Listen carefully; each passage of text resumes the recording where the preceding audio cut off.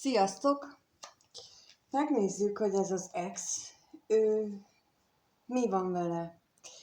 Akar-e még tőletek valamit? Vagy érdemes-e rá várni?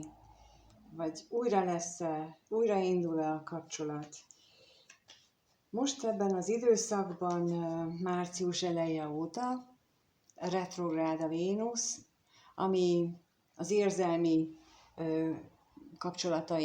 kapcsolataink érzelmi bázisát vizsgálja felül, erről szólnak, és lehetséges, hogy ebben az időszakban olyan régi érzések jönnek fel újra bennünk, vagy találnak meg olyan régi kapcsolataink, amelyek még nincsenek valamilyen szempontból lezárva.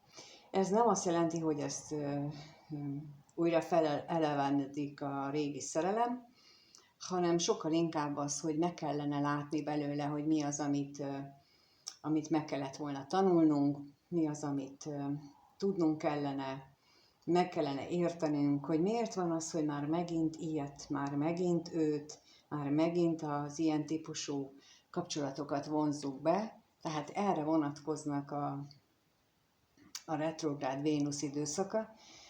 Tegnapi naptól, tehát vasárnaptól kezdve, hétfőtől inkább a Merkur is retrográd, ami azt jelenti, hogyha szóba elegyedtek így például az Excel, akkor lehetséges, hogy elbeszéltek egymás mellett. Szóval nem a tiszta egyenes kommunikáció és a megértés időszakát mutatják ezek a napok, itt április elejéig, ez a 3 hét. Úgyhogy ha új kommunikációra adódik lehetőség, akkor ezeket a melléktényezőket érdemes figyelembe venni. Úgyhogy megnézzük most, mi van ezzel az Excel, mit lehet tudni róla, mi van az ő jelenlegi helyzete. Lássuk.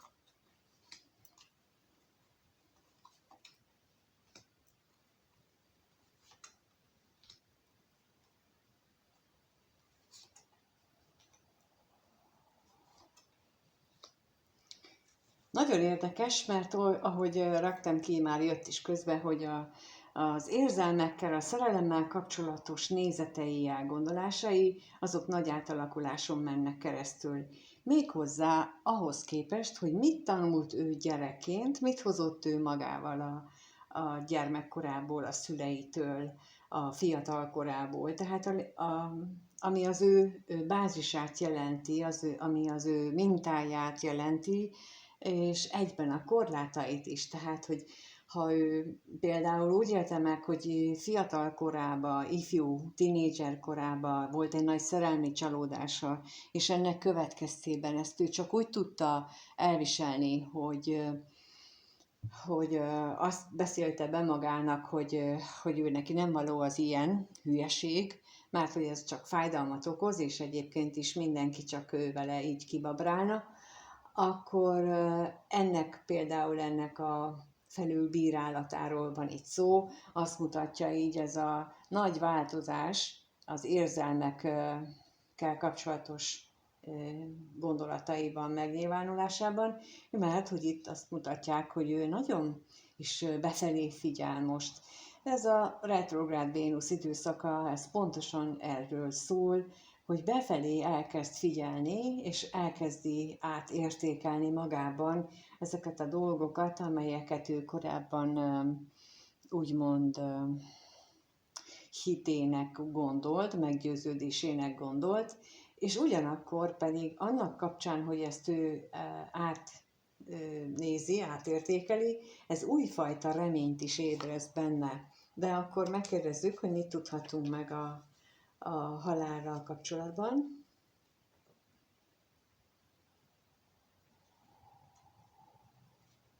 A halálra kérnék szépen, hogy mi az, amit megtudhatunk, mi változik ő benne.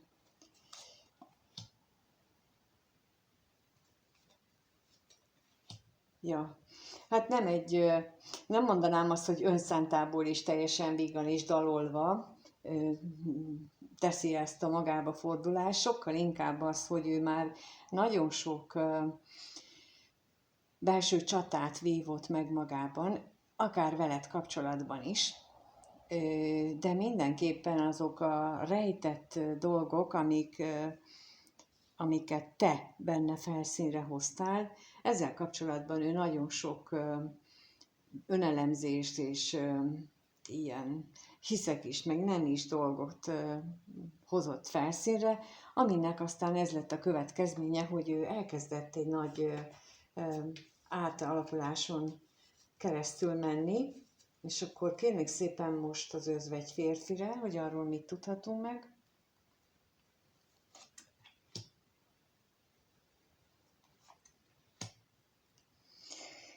Igen, tehát amit mondtam, hogy ő befelé fordul, mert hogy olyan, mint hogyha ő mély fájdalmat élne meg bizonyos dolgok miatt, és nálam ez a váratlan öröm, ez tulajdonképpen mindig egy olyan eseményt jelöl, ami hát egy olyan karmikus eseményt, vagy egy olyan isteni időzített eseményt, hogy ő neki muszáj a lelkével foglalkoznia, és ez az esemény, ez fájdalmas.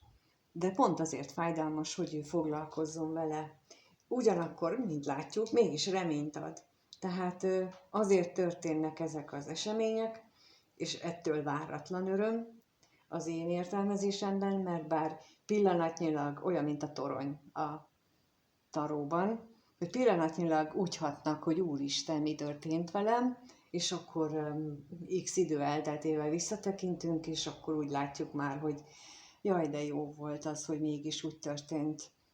És hát csak itt most úgy nyilvánul ez meg, hogy azért ő már most látja benne a reménykeltő változást is. No, de akkor megnézzük, hogy gondol-e még rád ez a szeretett személy. Gondol-e még ez a valaha szeretett személy, az ex, a nézőre, illetve mit gondol ez az ex a nézővel kapcsolatban. És kérlek, hogyha nem férfi az illető, hanem nő, akkor fordítsátok magatokra. És hogyha ti vagytok férfiak, akkor rátok ugyanúgy érvényes minden, az önismereti munka, az önfelfedezés, mint a nőre. Mert mindannyian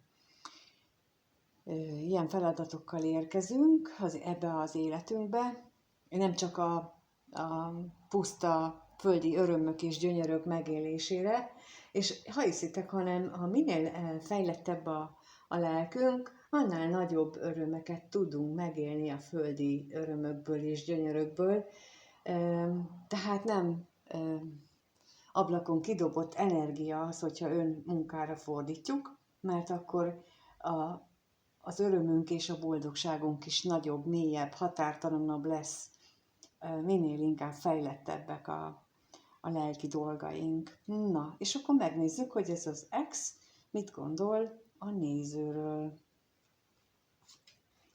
Mit gondol a nézőről ez az ex?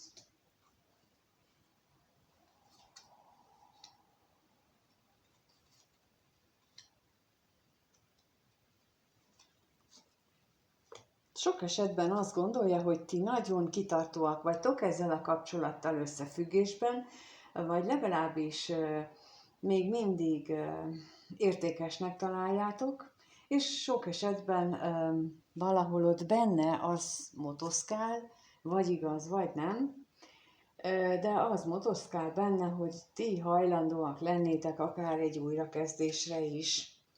És akkor megnézzük azt, hogy mit jelent itt az utazás, az ő gondolataiban, mit tudhatunk meg még erről bővebbet.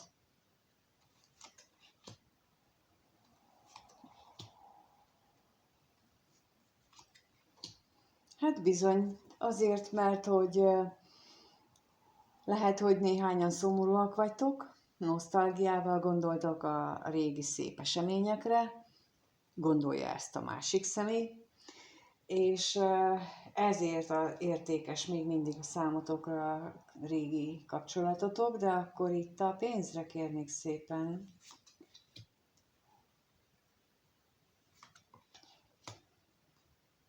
Bár köztetek most úgy látom, hogy távolság van, tehát, hogy úgy ex az illető, hogy nem is nagyon kommunikáltok, és nem is nagyon találkoztok, aminek sorsszerű, karmikus szerepe van, vagy feladata van, és a gyermekre is kérnék még.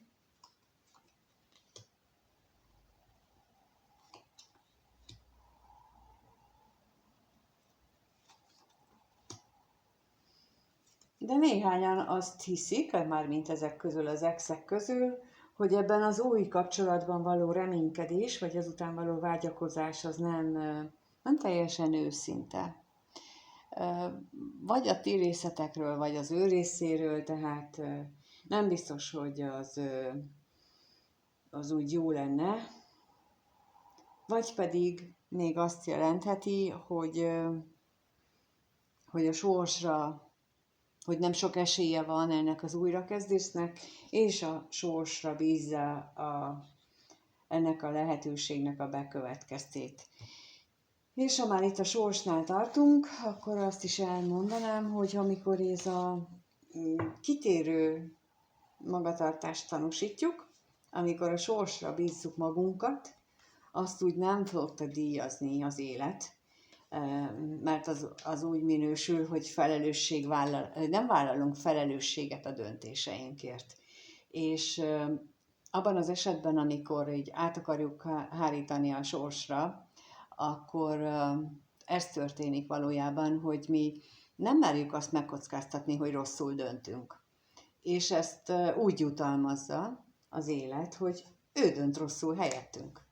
És megmutatja, hogy na hát te nem vállaltad fel, akkor megmutatom, hogy na ezt csináltad volna, ha rosszul döntesz, és dönthettél volna másképp is, de azt nem merted. És akkor ez a sorsnak a reakciója. És utána persze mondhatjuk, és sírhatunk, és háríthatjuk a felelősséget, hogy persze, mert a sors ez így hozta, valójában pedig csak mi nem döntöttük úgy, ahogyan azt belülről éreztük volna, mert mit szólt volna hozzá, ez, meg ez, meg ez, meg ez. És itt akkor meg is állok, és mondjuk azt, hogy az ex mit érez iránt, a néző iránt.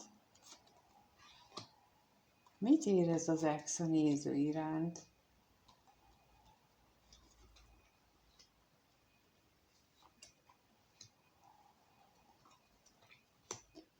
A régmúltban nagyon erős vágyak voltak benne irántad, de nagyon sok akadály volt, ami ennek a vágyaknak a megvalósulását nehezítette, vagy az útban állt, pedig nagyon szép lehetett volna, legalábbis ő így érzi. És most is emellett kitart. Igazság szerint úgy tűnik nekem, hogy az ő vágyai azok még mindig megvannak, és még mindig elég szenvedélyesek és tüzesek, és a hűségre kérnék szépen.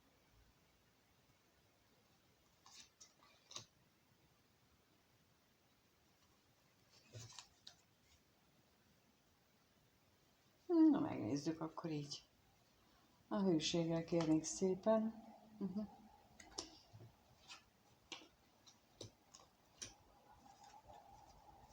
Az előbb össze-vissza csúszott a kezemből, nem jól fogtam.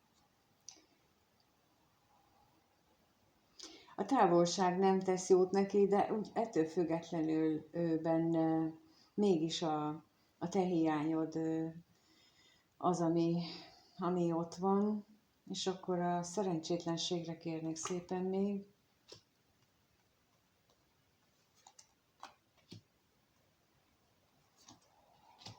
Nagyon vágyik arra, hogy találkozzatok. Tehát ez egy olyan ex, aki még mindig szeretne beszélni a dolgokról, szeretne veled megtárgyalni a múltbeli eseményeket, és akkor az ajándékra kérek.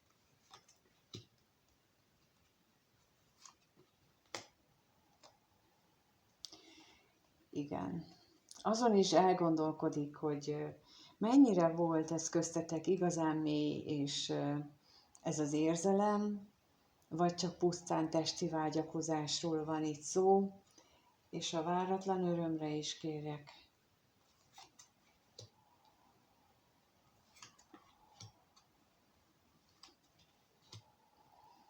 És azt reméli, hogy végre túl lehetne lépni ezeken azokon a vitákon, esetleg azokon a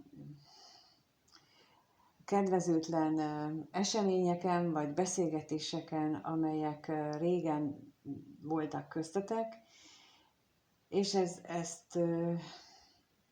ebben reménykedik ő.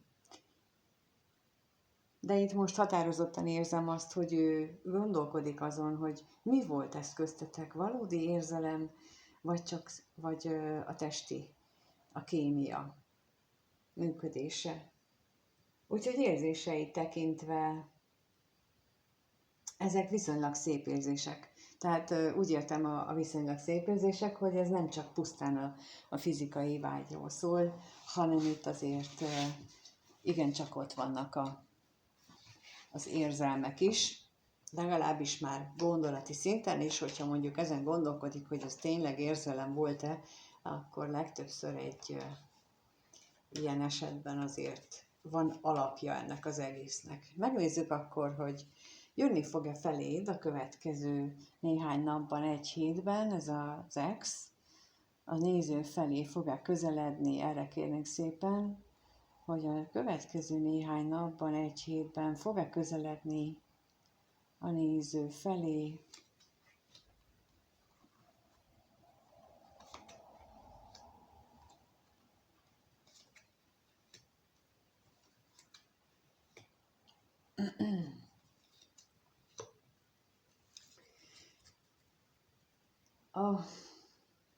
Hát minden esetre beszélgetni szeretne veled. Várja a lehetőséget arra, hogy hogy amit az élettálcán kínálna neked, vagy neki, hogy tudjon hozzád közeledni. Mindenképpen egy kapcsolatot szeretne veled, egy olyan lélektől lélekig szóló kommunikációt, de akkor itt a betegségre kérnék szépen, bár ezt úgy érzékelem,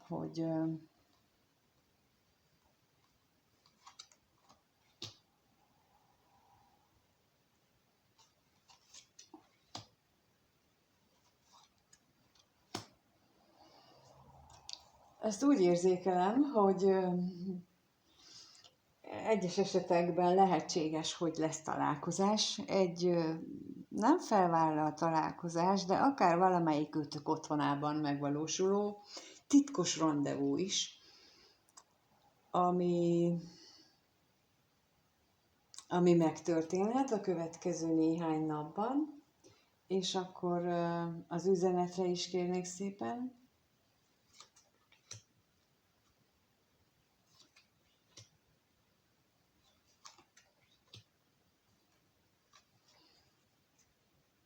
A kommunikáció az nem lesz elég. Az biztos, hogy ő többet szeretne, az biztos, hogy ő mélyebb, elmélyültebb kommunikációt szeretne, de lehet, hogy éppen az anyagi akadályokról akarna beszélni, ami megakadályozza őt abban, hogy ez a találkozás létrejöjjön. És lehet, hogy itt ebben az esetben ez a eltitkolt, fel nem vállalt, be nem ismert harmadik tényező, amiről itt szó van, és a lelkészre is kérek. Lehetséges, hogy nem meri elmondani azt, hogy az ő közeledésének azért anyagi okai vagy gátjai vannak. Igen, mert itt azt mutatja, hogy fél, hogyha ezt ő bevallaná, akkor ez hogyan hatna a ti kapcsolatotokra. És most itt minden nőnézőt kérek szépen, hogy nem kell felajánlani, sőt, az internetes kapcsolatnál meg végképp nem arról szól a dolog, hogy most mi nőként támogassunk bárkit is, mert abban az esetben nagyon gyakran látom, hogy ez igazából a pénzkicsalásra irányul, és ha nem tudja az internetes kapcsolat megoldani azt, hogy ő meglátogasson bennünket, mert hogy nincsen neki miből, akkor ha mégis tudna jönni, akkor utána nekünk kellene eltartani nőként, azt pedig egyetlen kapcsolatban sem erősíti például egy férfinak az önbizalmát, hogyha a nő tartja el, ha pedig nincs erre szüksége, hogy önbizalma, akkor azt pedig hát a férfiúi energiái azok nincsenek a toppon, és ez hosszú távon nem hozza meg egy nőnek a kellő vágyát, mondom így. Szóval hosszú távon az nem szokott jó lenni. Ezt így most valahogy itt ide érzem, hogy itt nem biztos, hogy tiszta kapcsolódás is van. Itt különösen erre vonatkozik, hogy kevés a pénzem, és akkor ezért sírok egy adagot, a másik az meg majd akkor kifizeti helyettem, tehát ez itt nem a tiszta megnyilvánulást mutatja. De azért köszönöm szépen, hogyha itt voltatok és megnéztétek, bár remélem, hogy az kevesekre lesz igaz, amit most utóbb mondtam el. A hétvégén évfordulója lesz a csatornának, és a születésnap alkalmából, akik nem kártyavetést, hanem mondjuk önismereti fejlődésben szeretnének hozzám fordulni, azoknak 30%-os kedvezményt kaphatnak minden kurzusra, amit a weboldalon találnak, most március végéig, úgyhogy a leírásban megtaláljátok mind az egyéni kártyaolvasásra vonatkozóan, mind a kurzusokra vonatkozó linkeket, meg elérhetőségeket, úgyhogy ott tudtok keresni, és ha csak megnéztétek a videót, azt is köszönöm, vagyis a lájkot és a feliratkozást is, és mindenkinek minden jót kívánok, sziasztok!